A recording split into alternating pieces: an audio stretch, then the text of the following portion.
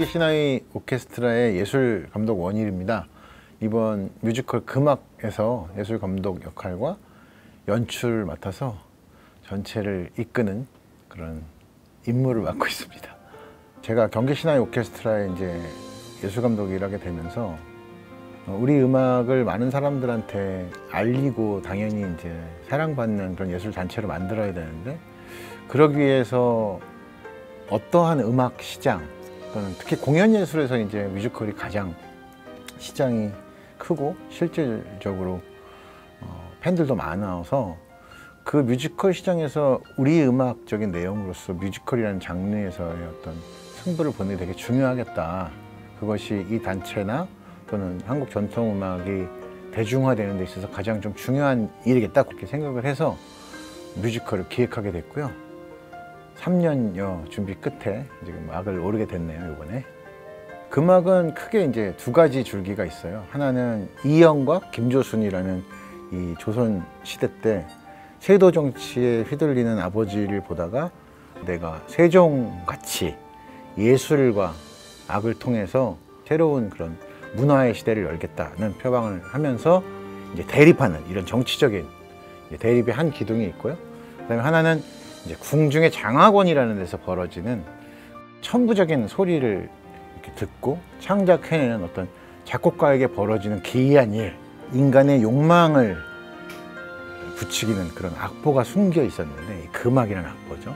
이 금악을 사이에 두고 이 김조순과 이영, 그 다음에 천부적인 음악인 성률, 궁중 음악에서 벌어지는 미스터리한 하나의 사건인데, 여기서 가장 중요한 것은 이 금악이라는 것은 악보에 음악이 써 있는데 이 음악을 부르는 자의 욕망을 실현시키는 그런 악보인 거죠. 근데 하필이면 그것을 깨워낸 사람이 천부적인 음악가인데, 이 음악가의 이야기, 부모님이 돌아가신 어떤 이야기들이 있었어요. 그런 것들을 다 이제 알게 되면서 무시무시한 안에 있는 괴물이 실제로 튀어나오면서 벌어지는 그런 재미있는 이야기입니다. 경기 신화의 오케스트라 차원에서도 이제 뮤지컬을 제대로 본격적으로 하는 것은 아마 처음이에요. 이게 완전 대극장 뮤지컬로서. 이게 경기 아트센터 차원에서는 그랬던 적이 있었는데, 예전에 화성에서 꿈꾸다라는 작품을 했었는데, 그 이후에 저희 단체 단독으로 제작을 하는 그런 역량을 갖게 되는 굉장히 중요한 단계에 있고요.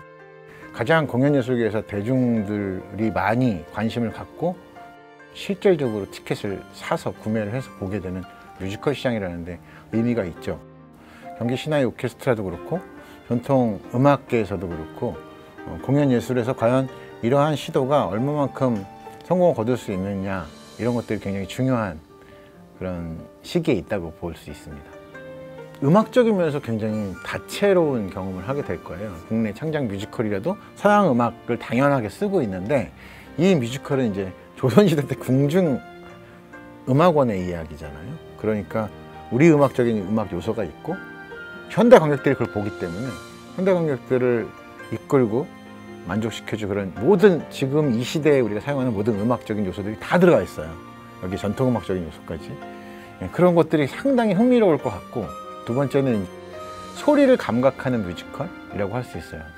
여러 가지 침묵에 대한 경험이라든지, 또 소리라는 것은 무엇인지를 생각하게 하고 그런 대사들이 많이 있죠. 그래서 다채로운 음악과 소리에 대한 감각, 그다음에 미스테리한 이야기, 이 세 개의 축이 만나서 아마 상당히 흥미로운 그런 뮤지컬이 될 거라고 생각합니다. 김조순을 통해서는 아마 지금의 정치하는 사람들의 상을 떠올려서 겹쳐도 아마 크게 다르지 않을 것 같아요. 근데 김조순은 실제로는 역사적으로 가장 높은 평가를 받고 그랬던 사람이기도 합니다. 실제 가장 높은 직위까지 올랐고 가장 방해 세력도 없이 어떻게 보면은 그냥 평탄하게 성공대로를 끝까지 갔던 사람이라고도 할 수 있는데, 그런 정치적인 인물이 우리가 그렇게 거론되는, 김조순이 그랬다라고 얘기하지 않지만 김조순이 안동의 이 보수적인 안동 세도 정치의 대표적인 인물이란 말이죠. 실제로 이런 것들을 통해서 한 인물, 정치적으로 우리가 어른이 됐을 때 사회에서 겪어지는 그런 인물 전형을 볼 수 있고요.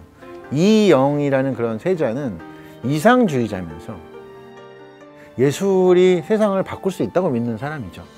그리고 실제로 성률이라는 그런 천부적인 음악가를 만나면서 자신이 꿈꾸는 예약 정치의 마지막 퍼즐이라고 할 수 있는 창작 음악으로 그걸 채울 수 있다고 생각했기 때문에 예술로 유토피아를 이룰 수 있다고 생각하는 그런 굉장히 이상주의적인 세자였어요.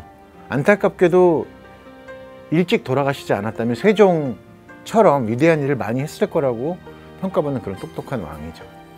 그리고 성률은 그야말로 이제 어떻게 보면 모차르트, 아마데우스 이렇게 이제 비유될 수 있을 정도로 감각적으로 모든 소리를 이렇게 구별해내고 듣고 하는 사람일 뿐더러, 그 다음에 갈이라고 하는 자신의 욕망 안에서 나오는 환청에 존재하고 이렇게 대면하면서 그가 불러주는 소리를 쓰기도 하고 금악의 멜로디를 쓰기도 하는 그런 천재적인 작곡가이기도 하죠.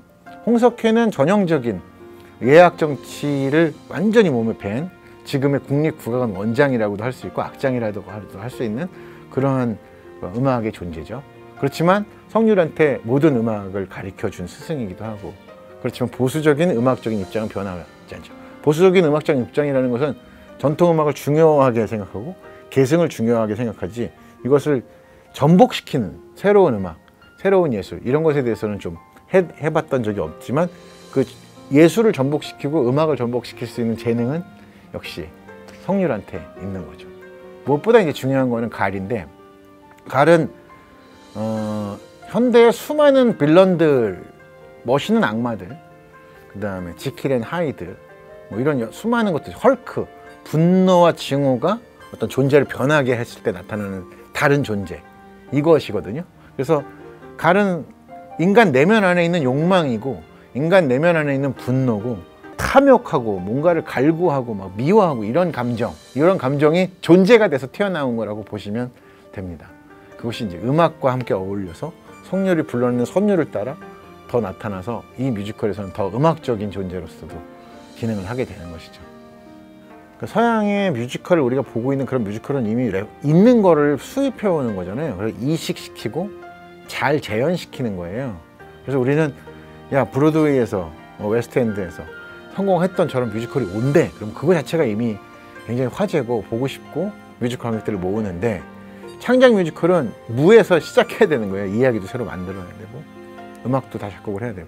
그래서 이번 작품은 그러니까 재현의 미학이 아니라 진짜 창조의 미학인 측면에서 창작 뮤지컬인데, 그래서 제가 다양한 음악을 이렇게 엮기 위해서 4명의 작곡가를 선택도 했고, 그 다음에 무엇보다도 이제 이 작품을 실질적으로 창조할 수 있는 영상 작가나 조명, 의상, 무대 감독, 무대 디자이너 이런 분들이 다 어우러져서 그런 크리에이터들이 아니면 만들 수 없는 작품이고, 창작 뮤지컬의 재미는 그런 사람들끼리 서로 머리를 맞대고 새로운 세계 하나를 창출하는 거거든요. 그런데 재미가 있고 어려움이 있고 그렇습니다. 뭐 늘 저야 이제 늘 이런 압박감 이런 게 익숙하긴 한데, 이거는 이제 우리 단원들, 신화의 오케스트라 단원들하고만 하는 그런 작업보다 더 많은 외부인들이 들어오기 때문에 훨씬 좀 그 생각하고 의식해야 되는 게 많고 배려해야 되는 것들도 많아서, 그런 지점이 조금 많은 사람들이 더 들어오기 때문에 그런 지점들이 저한테는 새롭고 흥분되기도 하고 그렇습니다.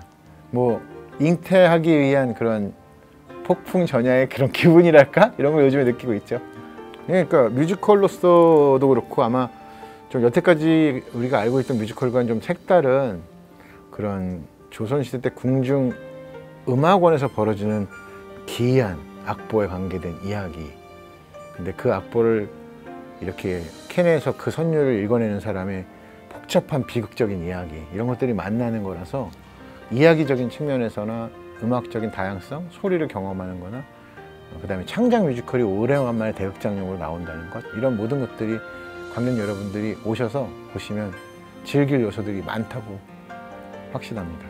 금지된 음악을 듣고 싶으신 분, 그리고 자신 안에 뭔가 답답한 게 많으신 분들, 사실 우리가 극장에 가는 것은 자신 안에 어떤 것과 만나기 위해서 간다고 저는 생각하는데, 이 작품을 통해서 그런 것들을, 소리를 통해서 자신 안에 무엇이 문제였는지 한번, 그리고 내 마음의 소리가 무엇인지 생각해보는 그런 시간을 갖기 바랍니다.